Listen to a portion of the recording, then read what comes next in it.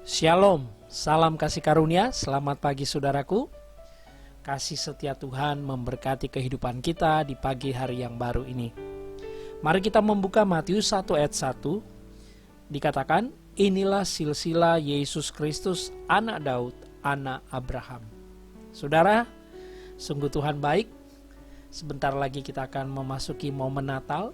Di akhir tahun ini saya percaya momen yang sangat kita tunggu-tunggu, karena di situ kita bisa merasakan satu semangat Natal, sukacita Natal, karena Juru Selamat Yesus Kristus Tuhan kita sudah datang untuk menyelamatkan kita. Nah, pembacaan saya berkaitan dengan momen-momen menjelang Natal. Di sini dikatakan silsilah. Silsilah adalah genealogy atau garis keturunan dari Yesus Kristus secara jasmania. Dikatakan oleh penulis Matius bahwa keturunan Yesus itu dimulai dari Abraham, ya, terus seterusnya. Dan tahukah saudara, beberapa orang yang secara tidak kebetulan, saya percaya di dalam satu master plan-nya Tuhan menempatkan mereka untuk menjadi suatu perhatian buat kita, untuk membuka pikiran kita, untuk kita mengerti bagaimana rencana Tuhan, karya Tuhan yang luar biasa boleh menjadi berkat dalam kehidupan kita. Ada beberapa orang yang tertulis di dalam keturunan daripada Yesus sebagai manusia di sini, yang secara manusia tidak masuk hitungan dari sisi ukuran moral atau hal-hal yang mungkin dianggap layak. Tapi kenapa mereka ada di sana? Tentu ini menjadi suatu pertanyaan.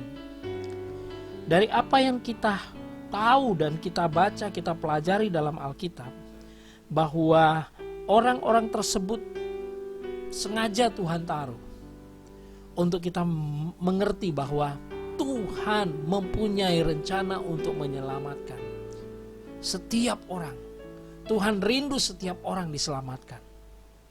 Tidak peduli warna kulitnya, tidak peduli status keberadaannya, tidak peduli latar belakangnya. Dan melalui silsilah Yesus Kristus, kita bisa melihat bagaimana Tuhan menempatkan dirinya agar supaya kita bisa belajar untuk menerima keberadaan orang lain apapun latar belakangnya. Natal, inti dari pesan Natal, yaitu dikatakan telah lahir bagimu Juru Selamat di kota Daud. Siapakah dia? Yesus. Dan kalau ada orang-orang percaya, orang Kristen berpikir bahwa silsilah kelahiran Yesus atau dari mana Yesus berasal secara manusia, tidak lepas ada beberapa individu, ada beberapa pribadi yang terwakili di sana yang secara manusia tidak memenuhi syarat. Tapi Tuhan sengaja taruh mereka di sana untuk mengingatkan kita bahwa kasih-Nya juga ada untuk semua orang. Sebut saja salah satu di sana, ada seorang yang bernama Rahab. Saudara, Rahab di sini adalah seorang wanita yang tinggal di pinggiran kota Yeriko. Tapi dia adalah orang yang tidak percaya. Tetapi oleh kasih karunia Tuhan, melalui Rahab, dua pengintai bisa diselamatkan oleh Rahab. Dan Rahab akhirnya bergabung dengan orang Israel pada saat itu di kitab Keluaran, dan akhirnya Rahab menikah dengan salah satu dari garis keturunan Sang Juru Selamat Yesus Kristus.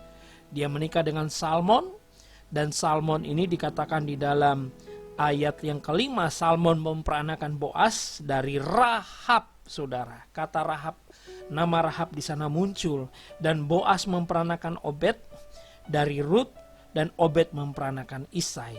Jadi kita bisa melihat bagaimana Tuhan menaruh Rahab di sana untuk kita bisa mengerti bahwa cara Tuhan yang ajaib. Dia rindu semua orang, siapapun mereka, diselamatkan. Ada lagi di sana disebutkan dalam silsilah Yesus, ya, kita tahu sendiri seorang Daud yang sangat terkenal, bahkan dikatakan Kristus anak Daud. Siapa Daud? Daud bukan orang yang sempurna-sempurna amat. Dia adalah seorang raja yang pernah gagal dan pernah melakukan dosa. Tetapi kenapa Tuhan memakai mereka berada di sana? Karena itulah rencana Tuhan. Dan hal ini bukan berarti untuk membenarkan semua perbuatan jahat diterima oleh Tuhan atau Tuhan kompromi dengan hal-hal yang jahat. Tidak, jangan salah dimengerti.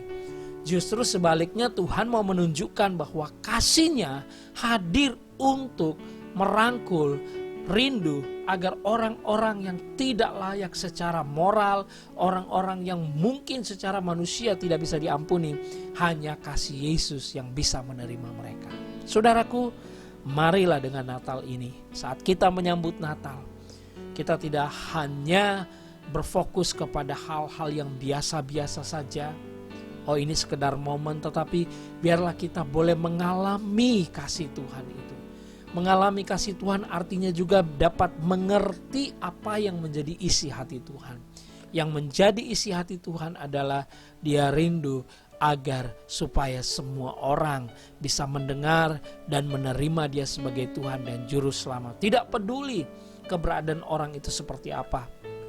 Nah, dengan kematiannya di kayu salib, dengan pengorbanannya, Dia memberikan kesempatan kepada siapapun untuk menerima Dia sebagai Tuhan dan Juru Selamat, dan orang itu diselamatkan. Barangkali Anda adalah salah satu orang yang selama ini baru pertama kali mendengar kabar baik bahwa Yesus Kristus datang untuk semua orang berdosa. Apapun dosa Anda, kalau Anda percaya kepadanya, kalau Anda mau menerima Dia sebagai Tuhan dan Juru Selamat, maka kasih-Nya akan memenuhi Anda, maka kasih-Nya akan melawat Anda, dan Anda akan menjadi anak-anak-Nya, dan pasti ada kepastian di dalam keselamatan. Saudaraku, biarlah renungan pagi hari ini, di mana kita melihat silsilah Yesus Kristus, juga diisi oleh orang-orang yang mungkin tidak layak untuk menerimanya. Tetapi itulah kasih karunia Tuhan, mengasihi kita dengan kasih karunia-Nya yang berlimpah-limpah. Oleh karena itu, mari jalani hari ini, hadapi hari ini, dan selalu harapkan kasih karunia Tuhan yang tidak layak untuk Anda terima. Tetapi karena Anda percaya, maka Anda menerima anugerah-Nya yang berlimpah-limpah.